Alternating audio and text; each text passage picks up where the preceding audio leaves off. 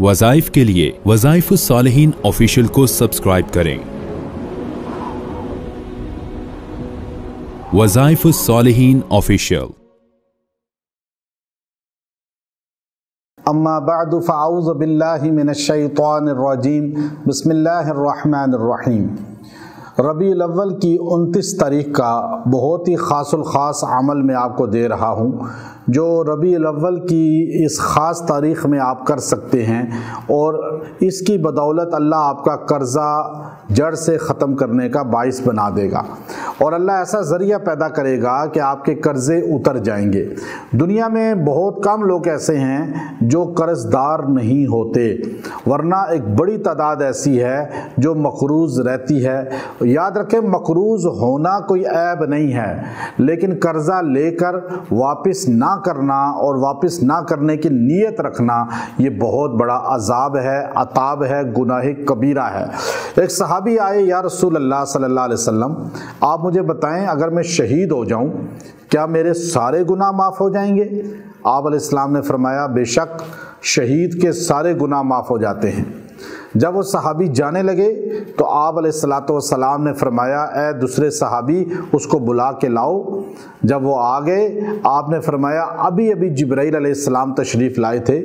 आपने फरमाया नबी अलैहिस्सलाम से कि आप इस सहाबी को बता दें शहीद के सारे गुनाह माफ़ हो जाते हैं इल्ला दाइन, मगर कर्ज़ा माफ़ नहीं होता।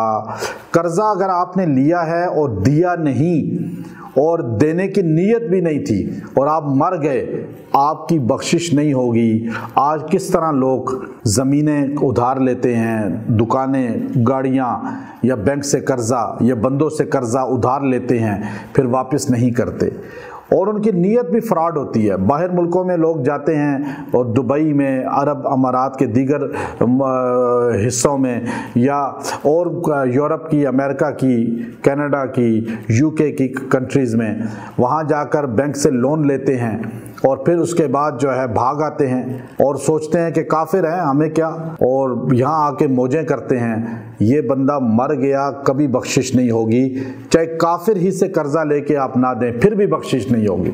तो कर्जे से छुटकारे के लिए आप पे अरबों रुपया कर्जा है और आपके पास असबाब नहीं, आप ये वजीफा पढ़ें। आपके पास करोड़ों कर्जा है। एक बंदा मेरे पास आया, कहने लगा, जी मैं इतना मकरूज हूँ कि मैं सारा कुछ बेच कर भी फिर भी 10% कर्जा लौटाता हूँ, बाकी 90% बचता है। उसकी बीवी भी आई, आके रो रही थी, तो मैंने उसको कहा ये आयत पढ़ो, इंशाअल्लाह आपका कर्जा अल्लाह गायब कर देगा, अल्लाह मदद करके दूर कर देगा। अल्हम्दुलिल्लाह वो पढ़ते रहे, करते रहे, 1.25 साल में अल्लाह ने सारा कर्जा उतारवा दिया। तो ये बात है यकीन की और मांगने की। हमारे नबी ने फरमाया कि तुम कर्जा लो और देने की नीयत करो और मर जाओ, कर्जा ना दे सको, मैं मोहम्मद सल्लल्लाहु अलैहि वसल्लम रोज़े महशर तुम्हारा कर्जा अदा करूँगा। ये खुद फरमाया आप अलैहिस्सलाम ने। और अगर तुमने कर्जा लिया और नहीं दिया और ना देने की नीयत थी तो मर गए तो शहीद को भी माफ़ नहीं है, बख्शिश नहीं होगी, तो तुम्हारी क्या बख्शिश होगी। तो इसलिए ये वजीफ़ा करें, अल्लाह कर्ज़े में इंशाअल्लाह उल अज़ीज़ सहूलत पैदा करेगा।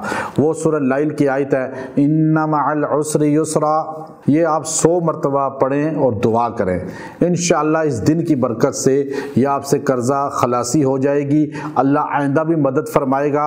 और जब भी आप मकरूज़ हों, जब परेशानी आए, इस आयत करीमा को 100 मरतबा पढ़ें, दुआ करें, अल्लाह पर्दा गैब से मुआवरत फरमाएगा और कर्जा पहाड़ों जैसा भी उतर सकता है। नीयत आपकी होनी चाहिए और नीयत में खयानत ना हो और अल्लाह के कुरान से जुड़ जाएं, इंशाअल्लाह मदद शामिल हो जाएगी। व आखिरु दावाना अनिल हम्दुलिल्लाहि रब्बिल आलमीन।